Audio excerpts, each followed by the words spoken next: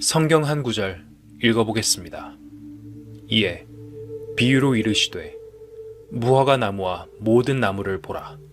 싹이 나면 너희가 보고 여름이 가까운 줄을 자연히 아나니 이와 같이 너희가 이런 일이 나는 것을 보거든 하나님의 나라가 가까운 줄을 알라. 여기 보면 비유라고 했습니다. 두 종류 나무의 비유입니다.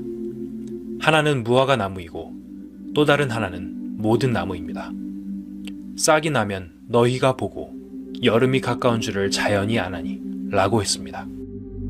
겨울철에는 나무가 죽을 것 같이 말랐다가 여름이 가까이 오면 싹이 트기 시작하고 잎이 피기 시작합니다. 그렇듯이 이런 일이 나는 것을 보거든 하나님 나라가 가까운 줄을 알라고 했습니다.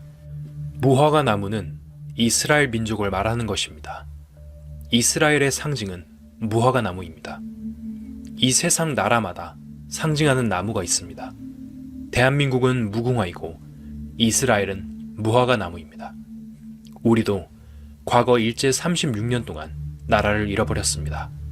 그것이 마치 겨울철에 잎사귀가 떨어지고 마른 나무처럼 되어버린 것과 마찬가지입니다. 모든 나무에 싹이 난다는 말은 이 세상의 모든 나라가 다 자유를 얻는다는 뜻입니다. 현재 해방과 함께 이 세상 모든 나라에 자유가 왔습니다. 다 싹이 났습니다. 지금 현재 이 세상에는 180개가 넘는 나라가 있습니다. 민족이란 민족은 거의 다 자유를 얻었고 독립을 했습니다. 그러나 해방 전 이 세상에는 약 60개의 나라밖에 없었습니다. 60개의 나라밖에 없던 것이 3배가 늘어서 180개 나라가 생겼습니다. 모든 나무에 싹이 났습니다. 그런 반면 이스라엘이란 나라는 약 2000년 전에 없어졌던 나라입니다. 2000년 전에 없어진 나라가 어떻게 회복이 될까요? 우리 민족이 만일 2000년 전에 흩어졌다고 생각해 봅시다. 그때 그 나라가 지금 그대로 회복될 수 있을까요? 제가 알기로는 우리 민족이 일본에 가서 모여 사는 곳 이름이 나라입니다.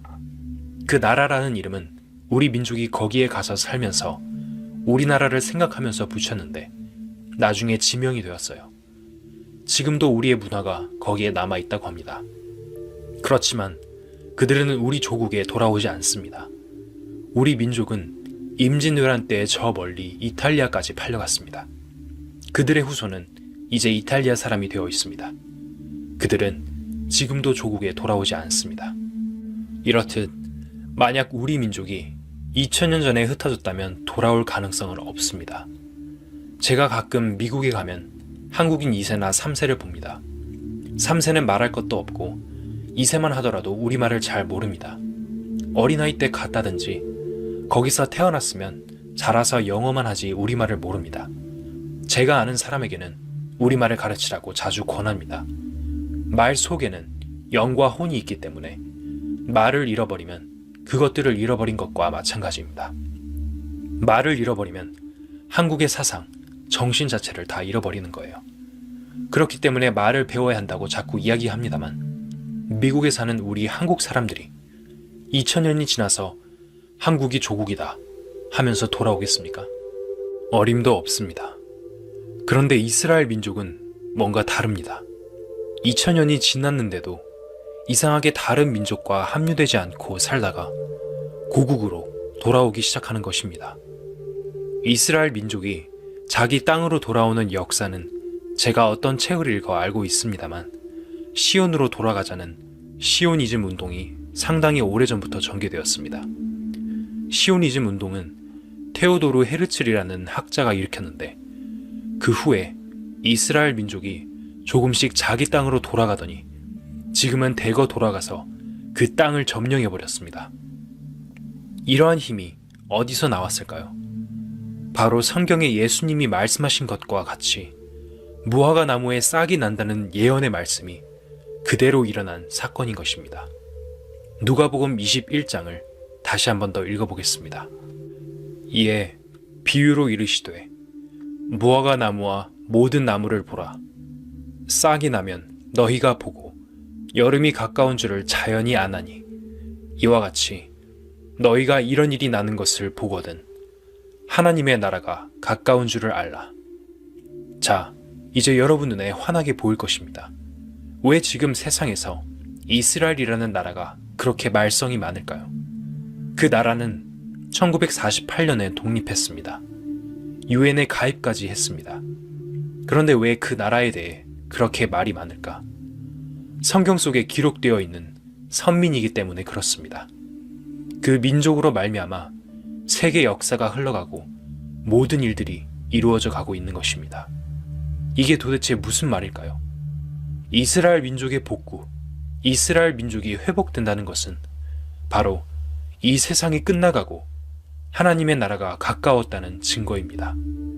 여러분이 어떤 생각을 품든지, 돈을 벌어 잘 먹고 잘 살고 행복하게 살 꿈을 꾸든지 말든지, 역사는 꾸준히 흘러서 마지막 날 가까이에 와 있고 하나님의 나라가 가까웠다는 것을 이렇게 확실하게 보여주고 있는 것입니다. 우리 인간은 도대체 무엇을 위해 안간힘을 쓰면서 살아갈까요? 발버둥 치고 안간힘을 쓰고 노력을 할지라도 계획된 역사는 유유히 흘러갑니다. 아무리 힘있는 권력자라도 흘러가는 하나님의 계획, 그 큰 물결을 막을 수는 없습니다. 그렇다면 우리는 이러한 사실을 알고 여기에 순응할 수 있어야 하지 않겠습니까? 내가 진실로 너희에게 말하노니 이 세대가 지나가기 전에 모든 일이 다 이루리라. 천지는 없어지겠으나 내 말은 없어지지 아니하리라. 누가 이런 말을 할 수 있을까요? 천지가 없어져도 내 말은 없어지지 않는다. 그대로 이루어진다. 모든 것이 그대로 이루어지고 있습니다. 이러한 상황에서 우리는 어떤 사람이 되어야 할까요? 하나님의 나라에 들어갈 준비를 해야 합니다. 여러분에게 밥 먹는 것보다 더 급하고 옷 입는 것보다 더 급한 것이 바로 이 문제입니다. 졸업하고 취직하는 문제보다 더 급한 일이 바로 이 문제입니다. 준비를 하셔야 합니다. 예레미야 30장을 읽어보겠습니다. 여호와께로서 말씀이 예레미야에게 임하여 이르시니라. 이스라엘의 하나님 여호와께서 이같이 일러 가라사대 내가 네게 이른 모든 말을 책에 기록하라. 나 여호와가 말하노라. 내가 내 백성 이스라엘과 유다의 포로를 돌이킬 때가 이르리니 내가 그들을 그 열조에게 준 땅으로 돌아오게 할 것이라. 그들이 그것을 차지하리라. 여호와의 말이니라. 지금으로부터 2500여 년 전에 예레미야라는 선지자를 통해서 하나님께서 하신 말씀입니다. 여호와라는 분은 이스라엘의 하나님이라는 뜻입니다. 여호와께로서 말씀이 예레미야에게 임하여 이르시니라. 하나님이 직접 계시를 내려 예레미야 선지자를 통해서 알리신 것입니다. 이 말씀을 기록하라고 명령하셔서 우리가 지금 읽게 된 것입니다. 3절에 나 여호와가 말하노라. 내가 내 백성 이스라엘과 유다의 포로를 돌이킬 때가 이르리니 내가 그들을 그 열조에게 준 땅으로 돌아오게 할 것이라. 그들이 그것을 차지하리라. 여호와의 말이니라. 이렇게 2500년 전에 예언한 말씀대로 이스라엘 민족이 지금 자기들의 땅으로 돌아왔고 지금도 돌아오고 있습니다. 그들이 그것을 차지하리라. 1967년 중동 전쟁이 있었습니다. 그것을 6.1 전쟁이라고 말합니다. 1948년에 이스라엘 민족이 해방되니까 주변에 있는 아랍 진영 국가들이 이스라엘에게 쳐들어와 중동 전쟁이 시작되었습니다. 첫 번째와 두 번째 전쟁이 다 이스라엘의 승리로 끝나고 세 번째 전쟁이 또 일어났는데 그때는 아랍 진영 국가들이 이스라엘을 지중해로 몰아넣을 작정이었습니다. 그런데 이상하게도 6일 만에 전쟁이 끝났는데 결과는 아랍 진영 국가들의 의도와는 반대로 이스라엘이 팔레스타인이라는 땅을 점령해버리고 말았습니다. 시나이 반도까지 몽땅 점령하고 말았습니다. 나중에 시나이 반도는 이집트에게 내주었습니다만 요르단강 서안도 점령하고 가자지구도 점령해버렸습니다. 무엇보다도 이스라엘의 수도인 예루살렘을 완전히 점령하게 되었습니다. 그러나 예루살렘에 있는 성전은 아직 회교구역으로 이방인의 손에 있습니다. 과연 이 모든 일들이 왜 일어났을까요? 그들이 그것을 차지하리라. 이 하나님의 말씀이 그대로 현실에 나타난 것입니다. 하나님 자신의 계획을 이 땅에서 성취하시기 위해 일어난 사건인 것입니다. 2500년 전에 말씀하신 이 성경대로 되었는지를 우리는 분명하게 현재 역사의 모습을 통해 확인할 수 있습니다. 성경 한 구절 읽어보겠습니다. 보라, 내가 그들을 북편 땅에서 인도하며 땅 끝에서부터 모으리니 그들 중에는 소경과 절뚝발이와 잉태한 여인과 해산하는 여인이 함께하여 큰 무리를 이루어 이곳으로 돌아오되 울며 올 것이며 그들이 나의 인도함을 입고 간구할 때에 내가 그들로 넘어지지 아니하고 하숫가의 바른 길로 행하게 하리라. 나는 이스라엘의 아비요 에브라임은 나의 장자니라. 8절에 보라, 내가 그들을 북편 땅에서 인도하며 땅 끝에서부터 모으리니 라는 말씀에서 북편 땅은 러시아를 말합니다. 이스라엘에서 가장 북쪽에 위치한 나라가 러시아입니다. 이 러시아에는 이스라엘 사람들이 굉장히 많이 살았습니다. 공산주의 혁명, 볼셰비키 혁명 때 이스라엘 민족이 소련으로 많이 가서 살면서 그들이 중심이 되어 그 혁명을 일으켰던 것입니다. 나중에 스탈린이 나타나서 이스라엘 사람들을 많이 죽였습니다만 해방 전에 이 러시아 지역에 수백만 명의 이스라엘 사람들이 살고 있었습니다. 그들 중에는 유능한 과학자도 많았기 때문에 소련 정부는 이스라엘 민족들이 자기네들 땅으로 돌아가려고 할 때 못 가도록 막았습니다. 그러다가 참 이상하게도 수년 전에 고르바초프가 페레스트로이카 정책을 발표하자 자유물결이 일어나면서 이스라엘 민족에 대한 해방령이 내려졌습니다. 그 정책에 의해서 이스라엘 민족이 다 자기 나라로 돌아갈 수 있도록 됐습니다. 예레미야 31장 8절 말씀대로 이스라엘 민족이 러시아에서 대거 돌아오고 있습니다. 1989년 10월과 1991년 12월 사이에 33만 러시아 유대인들이 이스라엘로 이주했는데 그중 8,000명이 의사였습니다. 이것은 엄청난 숫자이고 기적이 아닐 수 없습니다. 그리고 러시아 유대인들의 귀한 물결은 지금도 계속되고 있습니다. 예레미야 16장을 읽겠습니다. 여호와께서 가라사대 그러나 보라 날이 이르리니 다시는 이스라엘 자손을 애굽 땅에서 인도하여 내신 여호와의 사심으로 맹세하지 아니하고 이스라엘 자손을 북방 땅과 그 모든 쫓겨났던 나라에서 인도하여 내신 여호와의 사심으로 맹세하리라. 내가 그들을 그 열조에게 준 그들의 땅으로 인도하여 드리리라. 구약 성경에 대한 배경 지식이 없으신 분들은 보통 이 말씀이 무슨 말씀인지 잘 모르실 것입니다. 이스라엘 민족에게는 3,500년 전부터 우리나라의 광복절 같은 그런 절기가 있습니다. 8월 15일은 우리 민족이 일본에게 해방된 날로 우리의 절기가 되었습니다. 이스라엘 민족은 옛날 모세가 이집트에서 이스라엘 민족을 해방시킨 날을 유월절이라 합니다. 유월절이라는 가장 큰 명절이 이스라엘에 있어요. 제가 10년 전에 이스라엘에서 이집트까지 버스를 타고 간 적이 있었습니다. 그때 많은 이스라엘 사람들이 그 버스에 타고 있었습니다. 나중에 알고 보니 그때가 바로 유월절 절기였습니다. 그래서 그들은 이집트에서 이스라엘 민족이 해방을 받았으니 이집트에 가서 그 절기를 지키는 것입니다. 그날은 4월 18일경이었는데 모여서 맛도 없는 바짝 마른 빵과 포도주를 마시면서 밤새도록 이야기하고 노래 부르는 것을 보았습니다. 호텔에서도 그렇게 하는데 이스라엘 민족은 어디에 살든지 다 유월절이 오면 절기를 지킵니다. 누룩 넣지 않은 빵, 바짝 마른 빵을 먹으면서 일주일간은 그렇게 지냅니다. 그런데 성경을 보니 나중에 유대인들이 이 절기를 지키지 않고 절기가 변절된다고 했습니다.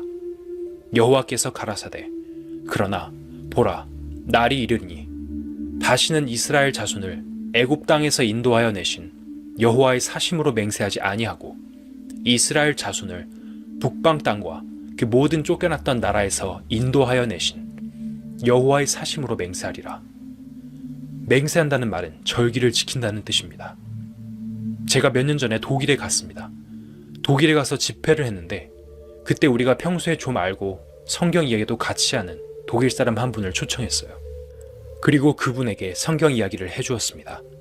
그분은 러시아에서 돌아오는 이스라엘 사람들을 위해서 돈을 걷어 비행기표를 구해주는 일을 하셨습니다. 독일 사람인데도 그분은 이 성경을 믿기 때문에 성경에 따라서 이스라엘을 도와주어야 한다고 하면서 그런 운동을 하고 있었습니다. 그분 말에 의하면 지금은 이스라엘 사람들이 유월절을 지키지 않는답니다. 유월절을 지키지 않고 북쪽에서 해방받고 온 세계에서 그 해방받는 날을 지킨다는 것입니다. 유대인에게 직접 들은 이야기는 아닙니다. 그러나 그분은 유대인들이 돌아오는 일을 맡은 위원회의 부원장입니다. 그분이 분명히 그렇게 말했습니다. 얼마나 성경이 세밀합니까? 이렇게 세밀하게 2500년 전에 예언한 말씀이 지금에 와서 현실적으로 그대로 이루어지고 있습니다. 그러니까 이 성경은 어디까지나 추상적인 이야기가 아니고 사실이라는 것입니다. 이사야 60장을 읽어보겠습니다. 내 눈을 들어 사면을 보라. 무리가 다 모여 내게로 오느니라.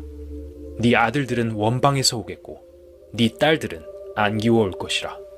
그때에 네가 보고 희색을 바라며 네 마음이 놀라고 또 화창하리니 이는 바다의 풍부가 네게로 돌아오며 열방의 재물이 네게로 옴이라. 구약성경 이사야는 2600년 전에 기록된 말씀입니다. 이 말씀에 의하면 이스라엘 민족이 돌아오는데 아들들은 원방에서 오겠고 딸들은 안기워 올 것이라고 했습니다. 5절 말씀에 그때 네가 보고 희색을 바라며 네 마음이 놀라고 또 화창하리니 이는 바다의 풍부가 네게로 돌아오며 열방의 재물이 네게로 옴이라. 바다의 풍부가 네게로 돌아온다는 말이 무슨 말일까요? 이스라엘 땅 주위에는 바다가 2개 있습니다. 하나는 지중해이고 하나는 사해입니다. 사해는 물이 얼마나 짠지 물고기가 한 마리도 살지 못합니다. 세계에서 제일 짠 사해에서는 많은 광물질이 나오고 있습니다. 제가 이전에 이스라엘 땅을 방문했을 때 사진을 하나 입수했습니다. 사진을 보면 사해에 쑥 들어간 곳에 공장이 세워져 있어요. 사해 근방에 있는 마그네슘 공장에서는 굉장히 많은 종류의 보물이 나오고 있습니다. 그래서 이스라엘이 이것을 개발하고 있어요. 사해라는 바다가 이스라엘 민족의 생명줄이라고 해도 과언이 아닙니다. 주변 국가들이 그걸 눈독 들여 끊임없이 침범을 하겠지만 이스라엘은 지금 사해를 개발해서 풍부한 물자를 얻고 있습니다. 8절을 보겠습니다. 저 구름같이 비둘기가 그 보금자리로 날아오는 것 같이 날아오는 자들이 누구뇨?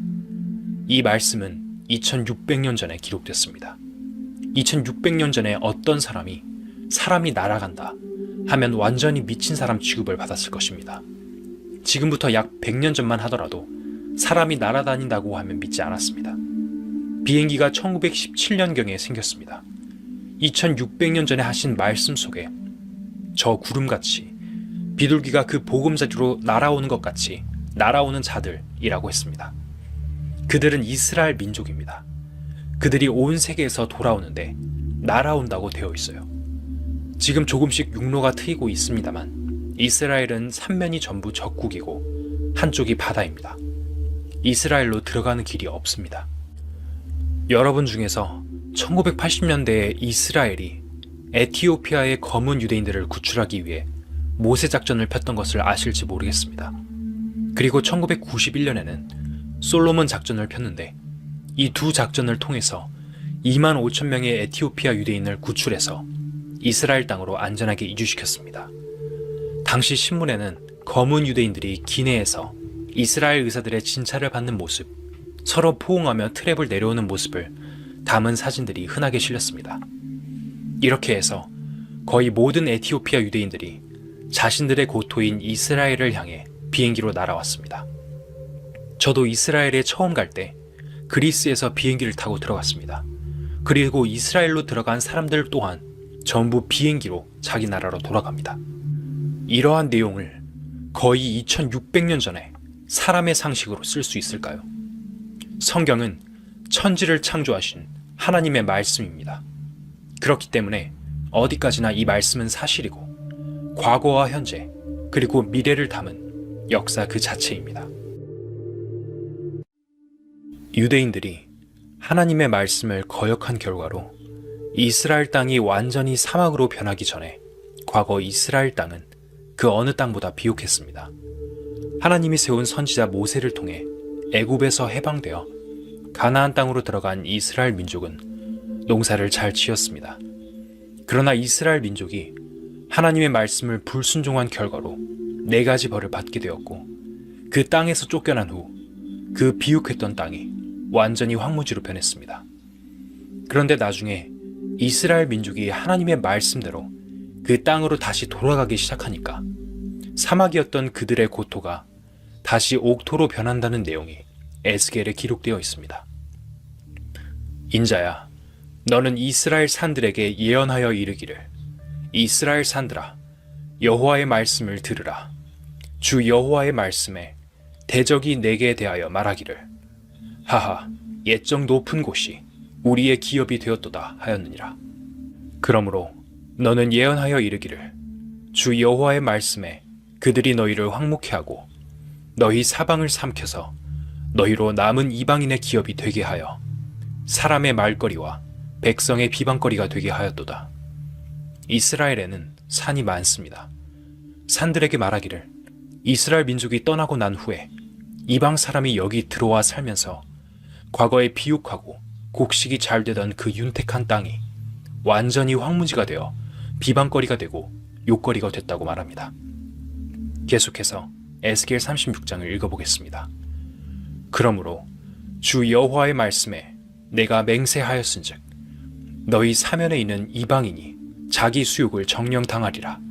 그러나 너희 이스라엘 산들아, 너희는 가지를 내고 내 백성 이스라엘을 위하여 과실을 맺으리니 그들의 올 때가 가까이 이르렀음이니라. 내가 돌이켜 너희와 함께하리니 사람이 너희를 갈고 심을 것이며 내가 또 사람을 너희 위에 많게 하리니 이들은 이스라엘 온 족속이라. 그들로 성읍들에 거하게 하며 빈 땅에 건축하게 하리라. 이상하지 않습니까? 이스라엘 민족이 처음에 들어갈 때는 옥토였는데 이스라엘 민족이 그 땅에서 떠나버리니까 예언한 말씀대로 황무지로 변했고, 또 이제 이스라엘 민족이 다시 들어오기 시작하니까 옥토로 변해서 과실을 맺는다는 것이 우연일까요? 과연 우연히 그렇게 되는 것일까요? 2500년 전에 예언한 말씀이 있기 때문에 그렇게 된 것입니다. 에스겔 36장 나머지 구절들을 마저 읽어보겠습니다. 전에는 지나가는 자의 눈에 황무하게 보이던 그 황무한 땅이 장차 기경이 될지라. 사람이 이르기를, 이 땅이 황무하더니 이제는 에덴 동산같이 되었고 황량하고 적막하고 무너진 성읍들의 성벽과 거민이 있다 하리니 너희 사면에 남은 이방 사람이 나 여호와가 무너진 곳을 건축하며 황무한 자리에 심은 줄 알리라. 나 여호와가 말하였으니 이루리라. 이 황무한 땅이 장차 싹 갈아엎어져서 에덴 동산같이 변한다고 되어 있습니다. 에덴 동산이 얼마나 아름다운 곳이기에 이렇게 비유를 했을까요? 여러분이 성경을 믿지 못하겠다면 성경을 한 손에 들고 이스라엘에 찾아가서 성경 내용과 이스라엘 들판을 한번 비교해 보시길 바랍니다. 제가 몇 년 전에 이스라엘에 갔을 때 들판이 완전히 옥토로 변해서 멀리에서 보기에도 굉장히 울창하게 큰 귤나무들이 자라고 있는 것을 보았습니다. 이스라엘의 농촌은 굉장히 잘 삽니다. 풍성한 농사가 되고 있습니다. 비가 안 오는데도 이스라엘에는 농사가 잘 됩니다. 이스라엘의 북쪽에 가면 해발 3000m 조금 못 되는 헤르몬이라는 산이 있습니다. 제가 4월 달에 그 산에 올라갔는데 산의 3분의 1쯤 올라가니까 눈이 쌓였어요. 그 산의 북쪽은 시리아, 서쪽은 레바논입니다. 이 레바논 지역은 본래 비도 많이 오는 곳입니다. 이스라엘에는 비가 오지 않지만 대신 그 산에서 내려오다 보면 큰 폭포가 있는데 그 폭포의 물이 흘러서 갈릴리 호수에 들어갑니다.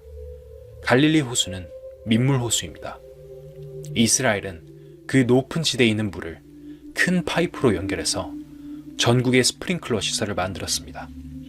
산이 있어도 그 산보다 훨씬 높은 곳에서 물이 전부 공급됩니다. 그래서 이스라엘 들판 전체는 스위치만 누르면 스프링클러가 온 들판을 다 적시게 되어 있습니다. 제가 갔을 때에는 네게브 사막지대에 수도 파이프를 연결하는 것을 보았습니다. 그래서 그 땅은 비가 오지 않지만 완전히 옥토로 변하고 있습니다. 2500년 전에 기록한 말씀이 지금 그대로 이루어지고 있습니다.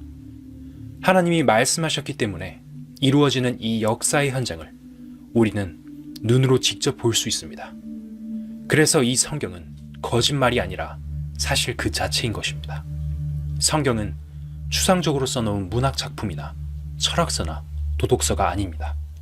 이 성경은 사실 그대로 써놓은 역사서이자 예언서입니다.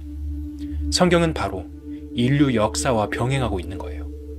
인류의 역사는 BC 역사, 즉 구약 역사와 AD 역사, 즉 신약 역사입니다.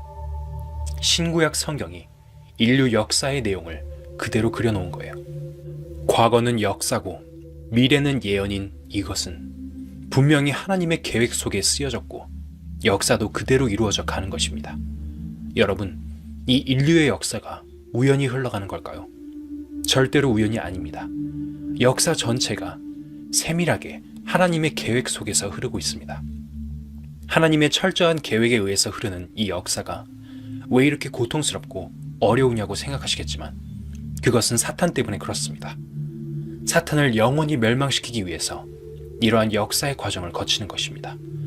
그렇게 해서 나중에 가면 하나님의 계획이 그대로 이루어지게 됩니다. 그렇기 때문에 지금 내 마음속에 가지고 있는 온갖 사사로운 인간적인 생각들을 내려놓고 하나님이 기록해 놓으신 이 성경 말씀에 내 마음을 몰입시켜야 할 의무가 우리 각자에게 주어져 있습니다. 성경 한 구절 읽어보겠습니다. 인자야, 너는 또 예언하여 고객에게 이르기를 주 여호와의 말씀에 내 백성 이스라엘이 평안히 거하는 날에 네가 어찌 그것을 알지 못하겠느냐. 네가 네 고토 극한 북방에서 많은 백성 곧 다 말을 탄 큰 떼와 능한 군대와 함께 오되 구름이 땅에 덮음같이 내 백성 이스라엘을 치러 오리라. 고가 끝날에 내가 너를 이끌어다가 내 땅을 치게 하리니 이는 내가 너로 말미암아 이방 사람의 목전에서 내 거룩함을 나타내어 그들로 다 나를 알게 하려 함이니라. 여기에 곡이라는 사람이 나오는데 이것은 어떤 세력을 말합니다. 이스라엘이 평안히 거하는 날에 그 곡이 이스라엘 민족을 치러 온다는 이야기입니다. 네가 네 고토 극한 북방에서 많은 백성 곧 다 말을 탄 큰 떼와 능한 군대와 함께 오되 구름이 땅에 덮임같이 내 백성 이스라엘을 치러 오리라. 고가 끝날에 라고 했는데 끝날입니다. 이제 앞으로 이스라엘을 치러 오는 세력이 나타나면 이 세상 끝이 온다는 뜻입니다. 여호와의 말씀이 내게 임하여 가라사대 인자야, 너는 마곡 땅에 있는 곡 곧 로스와 메섹과 두발 왕에게로 얼굴을 향하고 그를 쳐서 예언하여.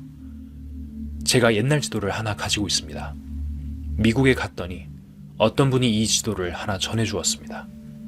팔레스타인과 예루살렘이 중심이 된 지도입니다. 그 지도의 북쪽에 마곡이라고 되어 있습니다. 마곡 땅에 곡이라는 세력이 이스라엘을 치러 온다는 이야기입니다. 2절을 다시 읽겠습니다. 인자야, 너는 마곡 땅에 있는 곡, 곧 로스와 메섹과 두발 왕에게로 얼굴을 향하고 그를 쳐서 예언하여 이르기를 주 여호와의 말씀에 로스와 메섹과 두발 왕 고가 내가 너를 대적하여 너를 돌이켜 갈고리로 네 아가리를 꿰고 너와 말과 기병 곧 내 온 군대를 끌어내되 완전한 갑옷을 입고 큰 방패와 작은 방패를 가지며 칼을 잡은 큰 무리와 그들과 함께한 바 방패와 투구를 갖춘 바사와 구스와 붓과. 영어 성경에는 바사가 페르시아라고 나와 있습니다. 지금 이름은 이란이고 옛날 이름은 페르시아입니다.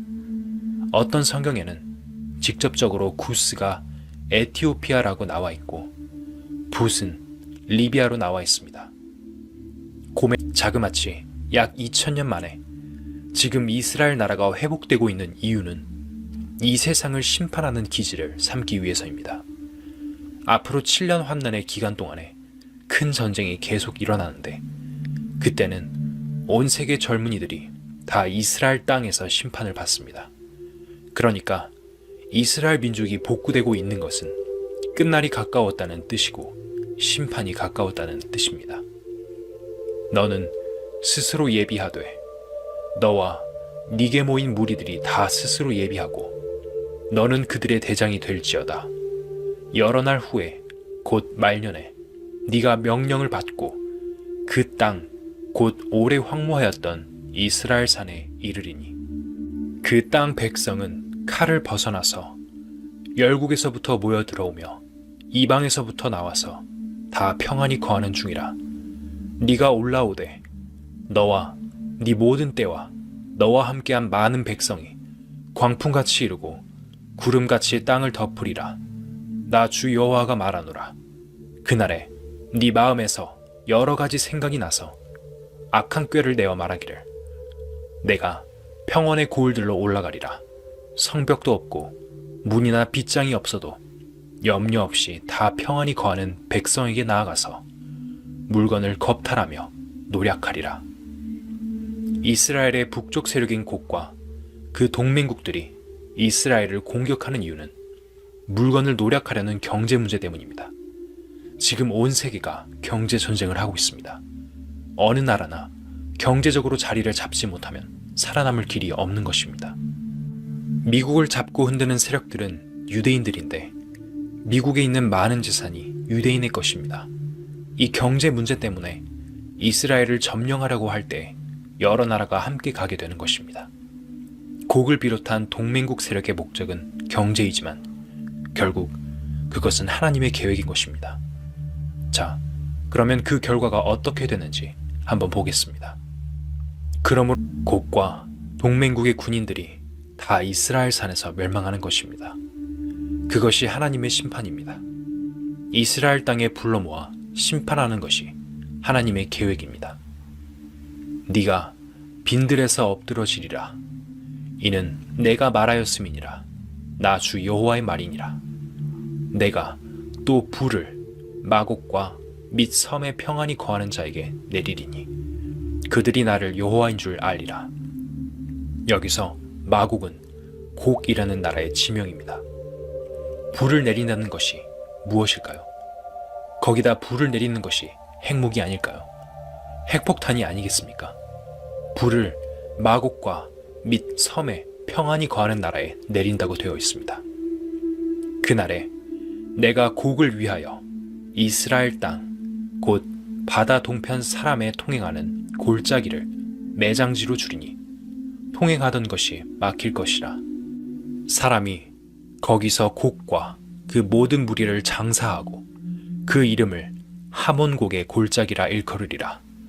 이스라엘 족속이 7달 동안에 그들을 장사하여 그 땅을 정결케 할 것이라. 그 땅 모든 백성이 그들을 장사하고 그로 말미암아 이름을 얻으리니 이는 나의 영광이 나타나는 날이니라. 나 주 여호와의 말이니라. 그들이 사람을 택하여 그 땅에 늘 순행하며 장사할 사람으로 더불어 지면에 남아있는 시체를 장사하여 그 땅을 정결케 할 것이라.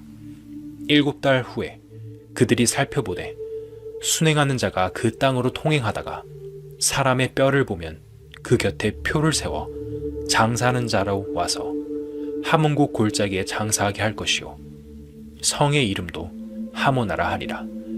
그들이 이와 같이 그 땅을 정결케 하리라. 전쟁 후에 시체를 치우는데 7달이 걸린다고 했습니다. 왜 그럴까요? 이것은 과학자의 시각에서 볼 때 정확한 것입니다. 우리나라의 유명한 핵 물리학자인 장인순 박사는 이 성경 내용을 보고 아주 놀라웠다고 합니다. 핵무기를 사용했기 때문에 당장은 시체를 치울 수가 없답니다. 방사능 때문이죠. 그러니까 7달 후라는 말이 나온다는 것입니다. 이 성경이 2500여 년 전에 기록된 것인데 그때 무슨 핵무기에 대한 상식이 있었을까요? 그런 상식이 전혀 없지만 이 성경은 그렇게 기록하고 있습니다. 그것을 보고 근처에 편말을 세워놓고 장사하는 자가 와서 그 시체를 하몬곡이라는 골짜기에 장사한다는 것입니다. 하몬곡이라는 골짜기가 왜 생겼을까요? 방사능 때문에 아무데나 그 시체를 묻어둘 수가 없어요. 그렇게 못하는 것입니다. 그래서 하몬곡이라는 골짜기에 방사능 처리를 하고 장사하는 것입니다. 그 시체의 뼈를 장사하더라도 보통 사람은 접근을 하면 안 되는 거예요. 방사능에 오염이 안 되도록 모든 장비를 갖추고 그 뼈를 운반하게 됩니다.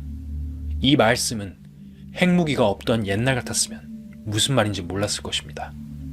그러나 현재 과학자들의 시각에서 볼 때 이 성경은 아주 정확한 것입니다. 과연 성경이란 것이 아무 생각 없이 아무렇게나 써놓은 것이라고 할 수 있을까요? 모든 말씀 속에 과학적인 요소들이 있고 전체가 아주 정확합니다. 하나님은 과거, 현재, 미래가 따로 없습니다. 하나님께는 모든 것이 현재입니다. 하나님 자체가 영원하시기 때문에 과거도 현재이고 미래도 현재이고 하나님께는 현재밖에 없어요. 그렇기 때문에 선지자를 시켜서 이러한 성경을 쓰게 하실 수 있었습니다. 이 성경은 절대로 사람의 상식으로 쓴 것이 아닙니다. 사람의 상식으로 썼다면 2500여 년 전에 사람이 비행기를 타고 공중으로 날아다닌다는 소리를 쓸 수 없었을 것입니다. 사람의 상식으로 썼으면 이런 말씀을 쓸 수 없는 거예요. 이 성경은 인류 역사 전체를 포괄하고 있습니다. 인류의 역사가 아담에서 시작했다고 이 성경은 말하고 있습니다. 구약 성경의 역사가 인류 역사가 흘러온 BC 역사였습니다. 인류 역사의 AD 역사가 바로 예수님 탄생하신 때부터 시작한 역사입니다. 신약 성경이 전 인류의 역사를 포괄하고 있지 않습니까? 바로 이것은 하나님의 계획인 것입니다. 이렇게 세밀한 하나님의 계획이 성경 속에 쓰여 있고 그대로 이루어져 가고 있는 사실은 우리가 눈으로 볼 수 있고 경험할 수 있는 문제입니다. 하지만 우리가 이런 것을 알아도 여러분들의 영혼이 말씀으로 말미암아 새 생명을 얻고 구원을 얻지 못하는 한 아무 소용이 없습니다. 여러분의 영혼이 구원받을 수 있는 길 역시 이 말씀 속에 있습니다. 이 말씀을 깨달음으로써 거듭나고 성령을 받게 되어 있습니다. 이 성경 속에는 인류 전체의 역사도 있지만 각 개인이 생명을 얻을 수 있는 진리도 있습니다. 이런 사실에 대해 깊이 생각할 책임이 우리 각자에게 주어져 있습니다.